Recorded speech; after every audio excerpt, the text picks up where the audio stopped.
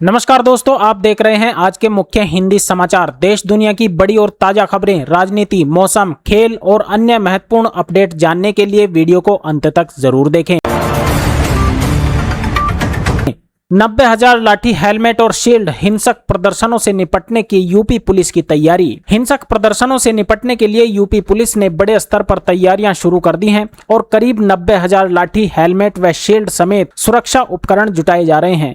इन संसाधनों का इस्तेमाल भीड़ नियंत्रण, पथराव और उपद्रव जैसी स्थितियों में पुलिसकर्मियों की सुरक्षा तथा कानून व्यवस्था बनाए रखने के लिए किया जाएगा। पुलिस का उद्देश्य संवेदनशील इलाकों में त्वरित कार्रवाई और बल की क्षमता बढ़ाना है, ताकि किसी भी हिंसक प्रदर्शन से प्रभावी तरीके से निपटा जा सके।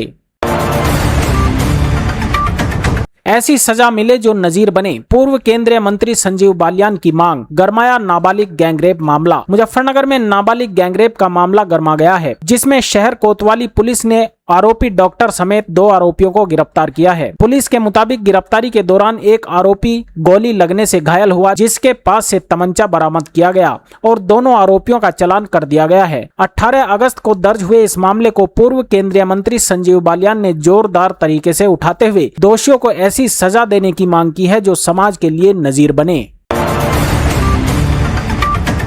सनातन का अपमान। अयोध्या में कांग्रेस के मछली भोज पर विवाद। कांग्रेस नेता बोले, खाना हर व्यक्ति का अधिकार। अयोध्या में कांग्रेस प्रदेश अध्यक्ष अजय राय के स्वागत समारोह के दौरान आयोजित मछली भोज को लेकर विवाद खड़ा हो गया है, जिस पर स्थानीय संतों ने कड़ी आपत्ति जताई है। संतों ने इसे सनातन धर्म और अयोध्या के धार्मिक मर्यादा के खिलाफ बताते हुए आयोजन की आलोचना की और जिम्मेदार लोगों से स्पष्टीकरण की मांग की। मामले को लेकर राजनीतिक और धार्मिक हलकों में चर्चा तेज हो गई है। वहीं कांग्रेस की ओर से इस विवाद पर प्रतिक्रिया का इंतजार है।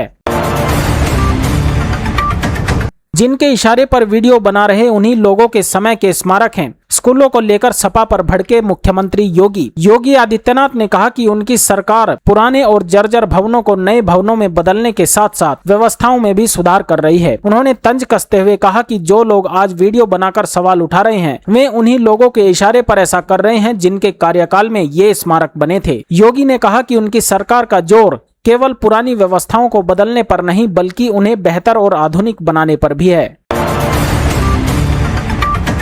यूपी में 3.54 लाख रसोइयों को बड़ा तोहफा। मानदेय बढ़कर 3,000 हुआ और 5 लाख तक मुफ्त इलाज की सुविधा। उत्तर प्रदेश सरकार ने 3,54,000 रसोइयों के मानदेय में बढ़ोतरी करते हुए इसे बढ़ाकर 3,000 रुपए कर दिया है, जिससे बड़ी संख्या में रसोइयों को आर्थिक राहत मिलेगी। सरकार ने रसोइयों के लिए 5 लाख रुपए तक मुफ्त इलाज की स्वास्थ्य सुविधा और 2 लाख रुपए का दुर्घटना बीमा की घोषणा की है। इस फैसले को रसोइयों की हित में बड़ा कदम माना जा रहा है। रक्षाबंधन पर यूपी में महिलाओं का सफर होगा सुरक्षित। प्राइवेट चालकों का पुलिस सत्यापन और बसों की फिटनेस जांच अनिवार्य। रक्षाबंधन के दौरान महिलाओं की निःशुल्क बस यात्रा को सुरक्षित बनाने के लिए यूपी सरकार ने प्राइवेट बस चालकों का पुलिस सत्यापन और बसों की फिटनेस जांच अनिवार्य करने के निर्देश दिए हैं। बसों में ओवरलोडिंग पर सख्त रोक लगाने के साथ साथ परिवहन विभाग को सुरक्षा मानकों का पालन सुनिश्चित करने के निर्देश भी दिए गए हैं। सरकार का उद्देश्य त्योहार के दौरान बढ़ने वाली यात्रियों की भीड़ के बीच महिलाओं को सुरक्षित, सुगम और भरोसेमंद परिवहन सुविधा उपलब्ध कराना है। सीएम योगी ने शहीद गुलाब सिंह को किया नमन। बोले, उनकी शहादत पीढ़ियों के लिए प्रेरणा। मुख्यमंत्री योगी आदित्यनाथ ने लखनऊ में अमर शहीद गुलाब सिंह लोधी के 91वें बलिदान दिवस पर उन्हें श्रद्धांजलि अर्पित की और उनकी वीरता को नमन किया। सीएम योगी ने कहा कि गुलाब सिंह लोधी ने महज 32 वर्ष की उम्र में तिरंगा फहराते हुए देश के लिए अपना सर्वोच्च बलिदान दिया था। उन्होंने कहा कि शहीद गुलाब सिंह लोधी की देशभक्ति और बलिदान आने वाली पीढ़ियों के लिए हमेशा प्रेरणा का स्रोत बने रहेंगे। यूपी के मदरसों पर होगी कार्रवाई। योगी सरकार ने तैयार की लिस्ट।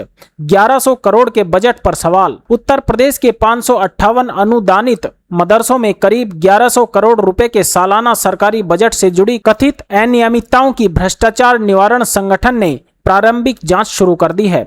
जांच में नियम विरुद्ध नियुक्तियां, अभिलेखों में हेराफेरी, संदिग्ध प्रबंधन समितियों के जरिए वित्तीय फैसले और वेतन भुगतान में अनियमितताओं समेत 35 बिंदुओं को शामिल किया गया है। कोविड काल में हुई नियुक्तियों की पड़ताल संभव है और जांच में गड़बड़ियां सामने आने पर संबंधित लोगों के खिलाफ नियमानुसार कार्रवाई की जा सकती है। मुजफ्फरनगर में मदरसे पर बुलडोजर एक्शन, अवैध निर्माण ध्वस्त। मुजफ्फरनगर के फूलत गांव में ग्राम सभा की जमीन पर बने मदरसे के कथित अवैध निर्माण के खिलाफ प्रशासन ने जेसीबी चलाकर ध्वस्तीकरण की कार्रवाई की। प्रशासन के मुताबिक जमीन पर निर्माण को लेकर नियमों के उल्लंघन की शिकायत के बाद कार्रवाई की गई, जबकि मामले में आगे कानूनी कार्रवाई की तैयारी भी चल रही है। बताया जा रहा है कि प्रशासन इस मामले में गैंगस्टर एक्ट के तहत भी कार्रवाई करने की तैयारी कर रहा है, जिससे इलाके में मामला चर्चा का विषय बना हुआ है। यूपी चुनाव 2027 की तैयारियों के लिए इलेक्शन कमीशन का आज से 2 दिवसीय लखनऊ दौरा, विद्यार्थियों से भी होगा संवाद। भारत निर्वाचन आयोग ने 2027 में होने वाले उत्तर प्रदेश विधानसभा चुनाव की तैयारियों को लेकर आज से लखनऊ में 2 दिवसीय दौरा शुरू किया है। मुख्य निर्वाचन आयुक्त ज्ञानेश कुमार इस दौरान युवाओं और विद्यार्थियों के साथ संवाद करने के अलावा बूथ स्तर की चुनावी मशीनरी से सीधे बातचीत कर तैयारियों का जायजा लेंगे। आयोग का यह दौरा मतदाता सूची, चुनावी व्यवस्थाओं और जमीनी स्तर पर तैयारियों को मजबूत करने के लिहाज से अहम माना जा रहा है। यूपी 69,000 सहायक शिक्षा भर्ती मामले में अभ्यर्थियों की जगी उम्मीद, सुप्रीम कोर्ट में अंतिम सुनवाई पर टिकी निगाहें। उत्तर प्रदेश की 69,000 सहायक शिक्षा भर्ती के आरक्षण प्रभावित अभ्यर्थियों की निगाहें अब सुप्रीम कोर्ट में होने वाली अंतिम सुनवाई पर टिकी हैं। अभ्यर्थियों ने सुनवाई को लेकर रणनीति तैयार की है और उन्हें उम्मीद है कि अदालत के अंतिम फैसले से लंबे समय से चल रहे विवाद का समाधान निकल सकेगा। इस मामले में हजारों अभ्यर्थियों का भविष्य प्रभावित है, इसलिए सुप्रीम कोर्ट की अंतिम सुनवाई को बेहद अहम माना जा रहा है। नेता हमारा मुर्दा है, यूपी में आरक्षण के विरोध में स्वर्ण सांसद विधायकों की निकाली गई सांकेतिक अर्थी। लखनऊ के 1090 चौराहे पर स्वर्ण मोर्चा ने यूजीसी के खिलाफ प्रदर्शन करते हुए स्वर्ण सांसदों और विधायकों की सांकेतिक अर्थी निकाली। प्रदर्शनकारियों ने यूजीसी के फैसले को वापस लेने और आरक्षण व्यवस्था खत्म करने की मांग उठाते हुए सरकार के खिलाफ नारेबाजी की। प्रदर्शनकारियों ने खुद को संवैधानिक अछूत बताते हुए कहा कि उनकी मांगों पर गंभीरता से विचार किया जाना चाहिए, जिससे प्रदर्शन के बाद राजनीतिक हलकों में चर्चा तेज हो गई है। आरक्षण विरोधी प्रदर्शन पर मायावती ने राहुल गांधी को घेरा, रिजर्वेशन पर कांग्रेस की चुप्पी को लेकर सवाल उठाया। बसपा अध्यक्ष मायावती ने जंतर मंतर पर हुए आरक्षण विरोधी प्रदर्शन को लेकर राहुल गांधी और कांग्रेस की चुप्पी पर सवाल उठाए हैं। उन्होंने कहा कि कांग्रेस को SC, ST और OBC वर्गों के आरक्षण से जुड़े मुद्दे पर अपनी स्थिति स्पष्ट कर देनी चाहिए और प्रदर्शन पर मौन नहीं रहना चाहिए। मायावती ने कांग्रेस की चुप्पी को इन वंचित वर्गों के प्रति पार्टी की सोच से जोड़ते हुए राहुल गांधी से जवाब देने की मांग की है। चीनी की जमाखोरी पर सख्ती, 70 से 80 रुपए तक पहुंचे दाम।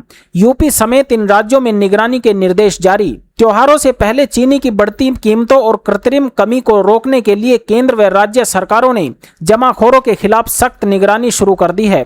उत्तर प्रदेश, उत्तराखंड, हिमाचल प्रदेश, जम्मू कश्मीर और पंजाब समेत कई राज्यों में थोक चीनी डीलरों के स्टॉक पर सीमा तय करने के निर्देश दिए गए हैं। नए निर्देश के मुताबिक कोई भी थोक डीलर 400 टन से अधिक चीनी का भंडारण नहीं कर सकेगा, ताकि जमाखोरी पर रोक लगाकर बाजार में आपूर्ति और कीमतों को नियंत्रित किया जा सके।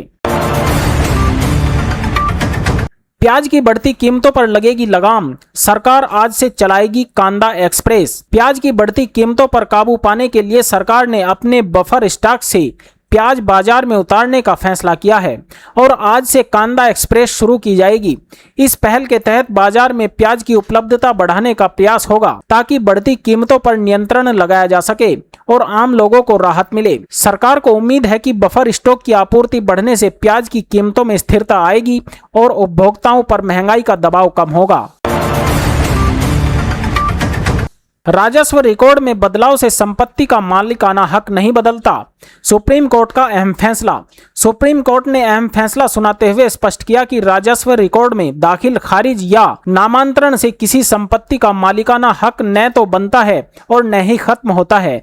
शीर्ष अदालत ने कहा कि संपत्ति के टाइटल का निर्धारण केवल राजस्व रिकॉर्ड के आधार पर नहीं किया जा सकता, बल्कि अन्य संबंधित दस्तावेजों और सबूतों की जांच भी जरूरी है। इस फैसले से संपत्ति विवादों में महत्वपूर्ण स्पष्टता आई है और अदालत ने संकेत किया है कि राजस्व रिकॉर्ड मुख्य रूप से प्रशासनिक उद्देश्यों के लिए होते हैं, मालिकाना हक तय करने के लिए नहीं।